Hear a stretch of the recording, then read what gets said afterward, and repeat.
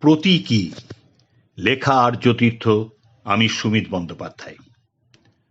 মহর্ষি আছেন কি? সাক্ষাৎ করা যাবে একটিবার? শতায়ু পেরোনো বাল্মীকি বোঝেন বাইরের কণ্ঠটি কার। তরুণ ঋষিটির যুবা বয়সেই খ্যাতি ছড়িয়ে গিয়েছে ইলাবৃত বর্ষে। জ্ঞানে ও মননে, ধর্মের ব্যাখ্যা ও বিশ্লেষণে সবার উপর সে। তাই রামায়ণ প্রণেতার অসমাপ্ত কাজটি তারই ওপর আজ ন্যস্ত। বেদবিন্যাসের সেই দুরূহতম প্রক্রিয়া তাঁরই মতো যুবাটিও ব্যস্ত। মহর্ষি আছেন, আজ তাঁর আশীর্বাদ প্রার্থী দীন কৃষ্ণ দ্বৈপায়ন। সমস্ত কুশল হলে কিঞ্চিত আলোচনা ছিল নিয়ে রামায়ণ। অবশ্য মহর্ষি যদি অনুমতি দেন। এমন কাহিনী আর কখনো শুনিনি। আমারও মাথায় ঘোরে কিছু গল্প কথা, মহারিষি শুনলে তা হব চিরঋণী। কৃষ্ণ দ্বৈপায়ন যে, কি সৌভাগ্য এ বুড়োর! এসো বৎস কিঞ্চিত নিকটে। দৃষ্টি এখন ক্ষীণ, যদিও মস্তিষ্কটি এখনো সতেজ। যুবকের মুখে আলো ফোটে। তাকে চিনে বেরিয়ে এসেছেন প্রথম কাহিনীকার ঋষি বাল্মীকি। বাষ্পরুদ্ধ স্বরে বলেন আগামী মহাভারতকার। আপনার কৃপা হলে তবে কিছু শিখি। বলো, কি জানতে চাও? তবে তার আগে বলো, বেদবিন্যাস কত দূর? ঋক, সাম, যজু ও অথর্ব ভাগে এখনো কি বাকি শ্লোক রয়েছে প্রচুর? সময় লাগবে আরো এ মহর্ষি। আয়ুটি সঙ্গ দিলে আশা করি শেষ সরে যাব বিন্যাস। আমি জানি তুমি পারবে কৃষ্ণ দ্বৈপায়ন। এ কাজ সম্পূর্ণ করে হবে বেদব্যাস, সে ভরসা আছে। এইবারে শুনি, রাম কথা নিয়ে বলছিলে প্রশ্ন আছে নাকি? আগে মহাত্মন, কেবল কি রাজা রানী রাক্ষস রূপকথা সে? কেন যেন মনে হয় কাহিনী পোশাকি।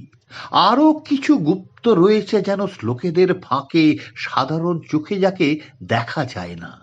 যেন রহস্য সংকেত আবৃত করে আছে কোনো এক মায়া আয়না, যা ভেদ করলে তবেই পৌঁছানো যাবে এক লুক্কায়িত মহান সত্যের কাছে। বলুন না ঋষিবর, কল্প কাহিনী মাত্র নাকি রামায়ণে আরো কিছু আছে? সঠিক ধরেছ ঋষি। অথচ আশ্চর্য জানো, লোকে শুধু কাহিনীতে থেকে গেল মজে। খুব একটা কঠিন কিছু নয়, যে চাইবে রামায়ণে খুঁজে পাবে ভীষণ সহজে। প্রথমে রামের জন্ম কথা ধরো। ঋষ্যসিংহ এসে সাহায্য করলেন অরণ্য থেকে। বলো দেখি হে বুদ্ধিমান শ্রেষ্ঠ, রচয়িতা কি ভেবে এরকম লেখে? যতদূর আমি বুঝেছি মহর্ষি, অরণ্যের সরলতা মিশে গেল শহরের অন্ধ নিয়মানুসরণে। স্থবির সমাজ তবে নবজন্ম পায়। সামনে যাওয়ার পথ অনেক সময় থাকে লুকিয়ে পেছনে। এই তো ধরেছ। আচ্ছা বলো দেখি, রামের কাছে কেন হারেন পরশুরাম? পতন কিভাবে হলো তার? একটুক্ষণ ভাবি। বুঝেছি হে মহর্ষি, ধনুর্বাণের কাছে হারল কুঠার। বনচর জীবনের চেয়ে এগিয়ে নগর ভিত্তিক সভ্যতা হয়েছে উন্নতর। চোখ খুলে দিলেন হে ঋষি, আগে তো ভাবিনি এইভাবে একবারও। সীতা মানে লাঙলের দাগ, তবে কি কৃষির প্রতীকী হয়ে প্রতীয়মান জনক নন্দিনী?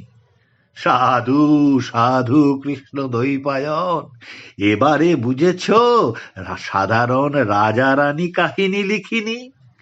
বিলক্ষণ মহর্ষি, কিন্তু রাক্ষস তবে কারা? দশানন চরিত্রে কোন প্রতীক নিহিত? কৃষি নিয়ে দুই সভ্যতার সংঘাত তো আজকের নয়, ধরে নাও সংকেতে সেটাই লিখিত। তাহলে সীতার অগ্নি পরীক্ষা ও পাতাল প্রবেশ, সেসবও লেখা সেই ভেবে? অবশ্যই।